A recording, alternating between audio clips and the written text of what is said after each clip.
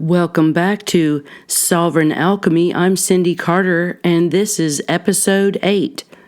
We are still in phase 3, which is separation. We're still in separation, where some elements got burnt away and others got washed away. Now it's up to you to separate what you have found. You went through calcination and then disillusion. Now we're in separation, phase 3. And last week, we introduced discernment as the immune system of the consciousness.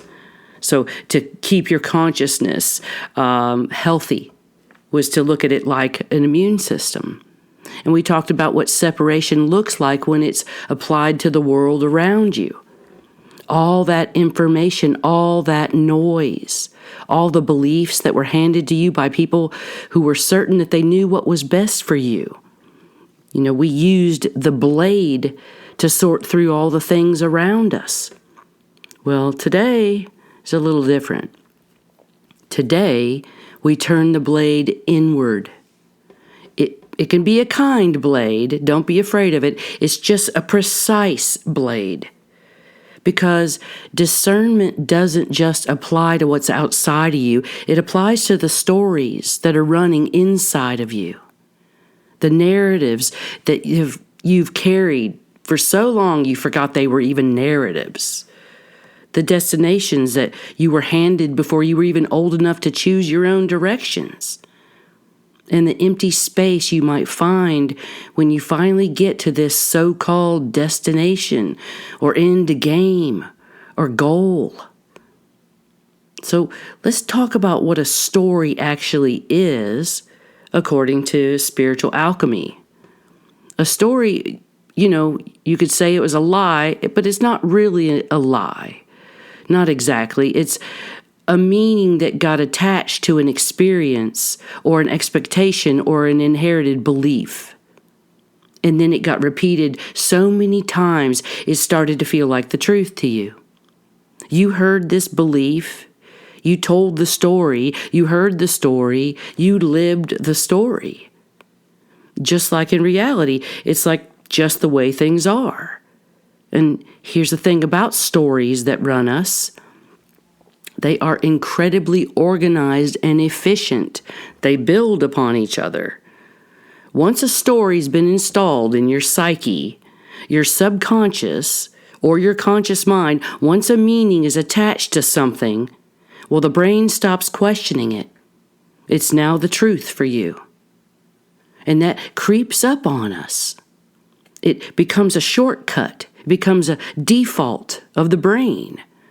It's like a lens through which everything else gets interpreted now because of this underlying truth. Because this story runs underneath everything. And we live inside that lens without even examining what the glass is seeing. That's what separation asks you to do. Examine the glass. Examine what is being seen, what's being seen, and sort it out. Not to destroy it. Not to condemn the people who handed it to you. But to finally ask, is this actually true? Is this true for me? After all I have been through, the fire and the water, is this true? Or is this just a story I've been living inside of for a really long time? So here's an example that I think a lot of people might recognize. From the time you were old enough to understand words, somebody was asking you this question, what do you want to be when you grow up? And the acceptable answer, usually we're kind of narrow-minded. I want to be a policeman or a doctor or a lawyer or a fireman or a teacher or something with a pension, something that sounds good at Thanksgiving, something that the family could be proud of, something to keep the ancestral line going, some kind of destination. So you followed it. You got the degree. You got the job, you got the title, maybe got the house, and maybe got the relationship that was supposed to come with that picture. You checked every box on that list that you were handed before. You didn't even know you were supposed to be checking these boxes, but you checked them. And somewhere around year 7, maybe on a quiet Sunday afternoon when nobody was looking, you didn't know anyone was watching, you looked around and everything you had achieved and felt, you felt nothing. Absolutely nothing. Years of dedication to this destination ended up being a hollow space. Or worse, a kind of hollow ache that didn't even make sense given everything that you had worked for. This hollowness, that empty arrival. It's one of the most disorienting experiences a human being can have. I mean, I trained for the Junior Olympics. That was a disorienting experience because the destination is top dog. Doesn't matter if you're anything else.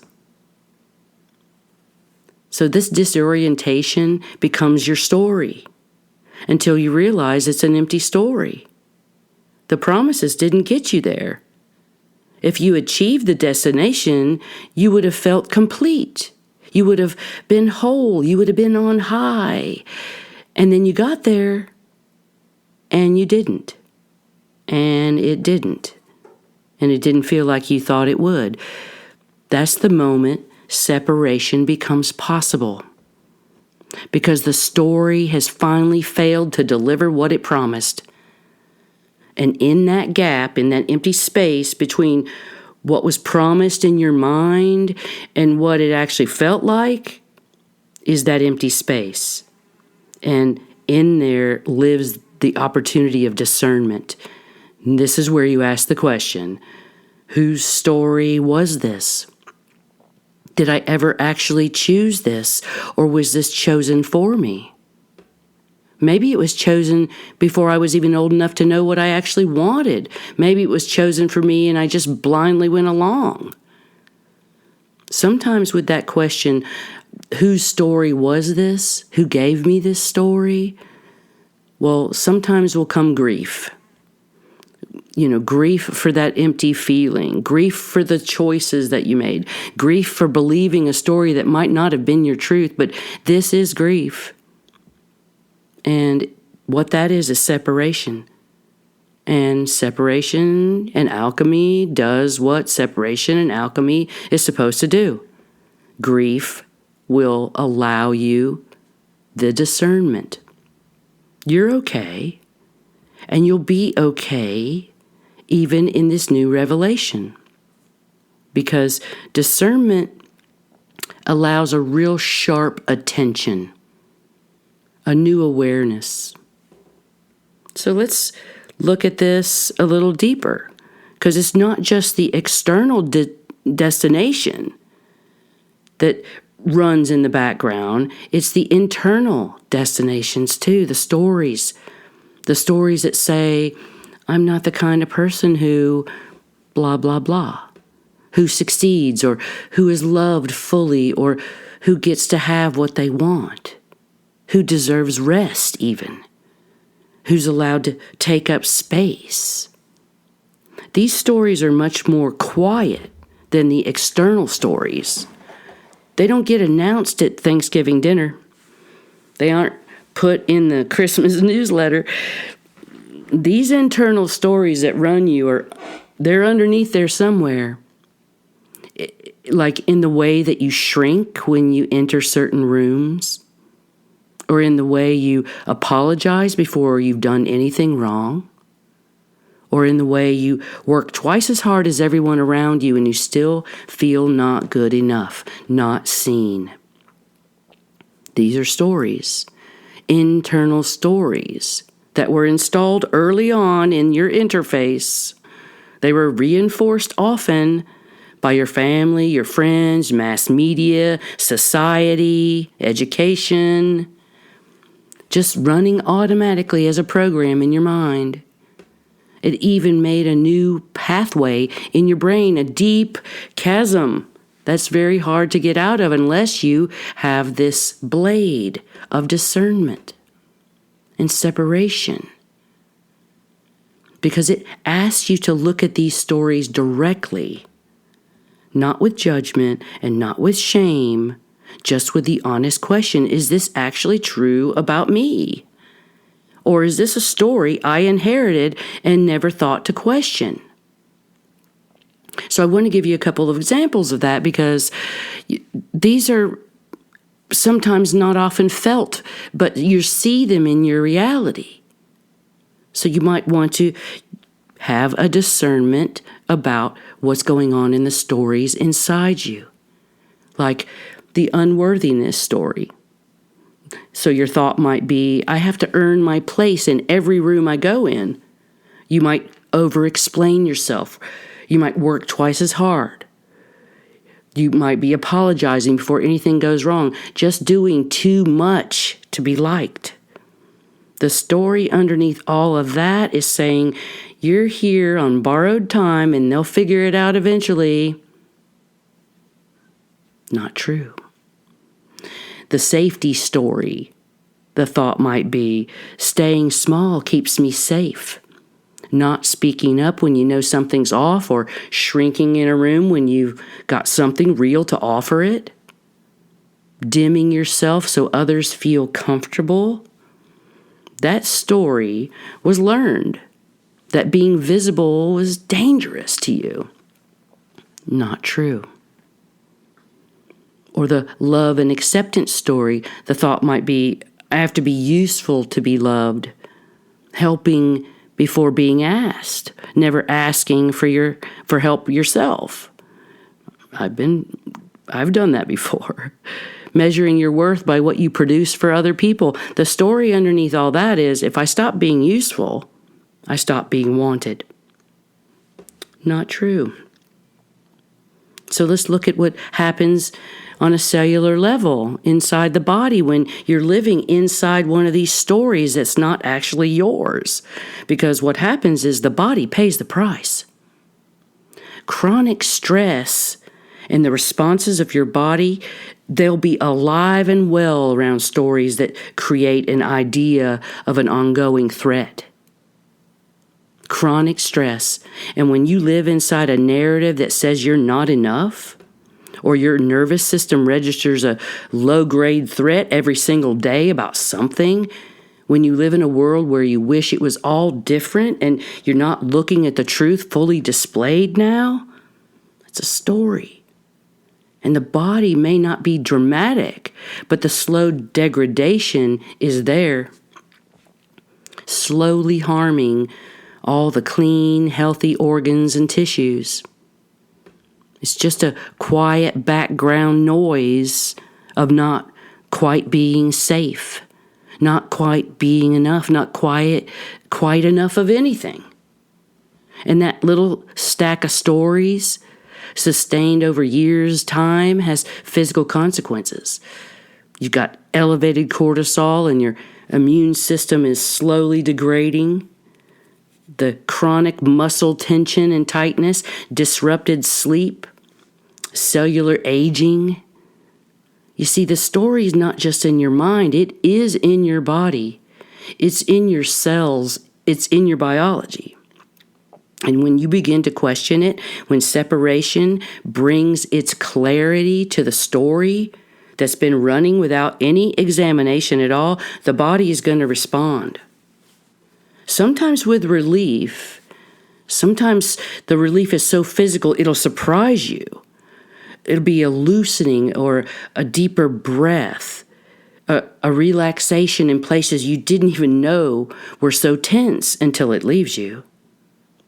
It's a relief that now you understand the cellular cost of the story that's now beginning to lift. So, when the story's not you, you've got clarity. It never was you. It was a meaning placed on top of you. It was an errant destination for us to learn what we do and do not want. So forgive yourself. Sometimes stories are filled with love, sometimes with fear, sometimes with the best of intentions of people who, maybe themselves never even examine their own stories. These are life coaches and spiritual people and teachers and every person in any kind of authority. Maybe they didn't examine their own stories, but as a parent, as a teacher, a TV newscaster, maybe they all gave you the idea and you carried it. Because that's what we do before we know we even have a choice. But you know now. And that knowing is the moment of separation between you and the story. It's one of the most sovereign moments available to any human being. It's this space. It's this gap. I don't care how small it is or however brief the moment is, when you are no longer the story, just by asking, is this mine? It changes you on all levels. You're the one who can see the story now, clearer than ever before. The blade sorted, with clarity, the story is right before you now. And what you can see, you are no longer completely inside of. That's freedom beginning. That's the alchemy doing what it's supposed to do. Because it's not a destination. It's a practice. One honest question at a time. Is this for me? So let's look at this collectively. Because we are a species that needs to be looking at our collective energy. We're running on inherited stories about who deserves what and who has authority, what class are you in, what progress looks like, what success really means, what a good life is supposed to contain, blah, blah, blah. These stories are all about follow the money because your worth as a human is based on how much money someone else can make off of you.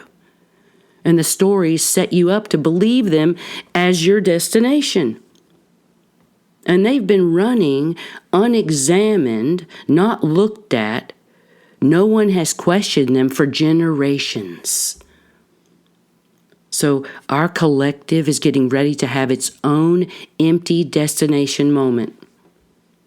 Systems that promised security and freedom but only delivered fear to us.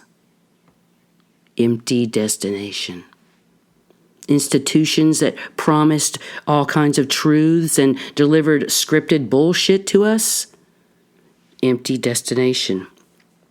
Structures that promised meaningful progress and left people hollow and abused. Empty destination. And in that collective hollowness, as uncomfortable as it is the same invitation that personal separation offers us. Whose story is this? Did we ever actually choose this? Or was it handed to us before we knew we had a choice? Every person who does this work personally, who examines their own inherited stories with honest discernment, well, they're contributing something real to the collective capacity to do the same thing. You can't offer to a culture what you haven't done for yourself. Culture can't change until enough people ask the questions. That's why your attention with this work matters, way beyond your own life. Imagine the systems that could change to benevolence all through the questioning of, is this our story? And I say, the story's mine if it's about organic life and witnessing itself inside my body. Otherwise, it's not my story. This is the blade of clear-cutting awareness. And that blade is filled with life. If you choose to ask the questions. So next week, we close phase 3. It'll be episode 9, and I'm calling this one Breaking the Patterns That Keep You Small. Because once you see the story, once the narrative has been named, is it mine? there's still the question of what do you do next? Because seeing it is not enough on its own. Next week we talk about the choosing. So come ready for that one. Take a breath, feel your feet. Welcome back. Thank you for staying sovereign, and see you on the path.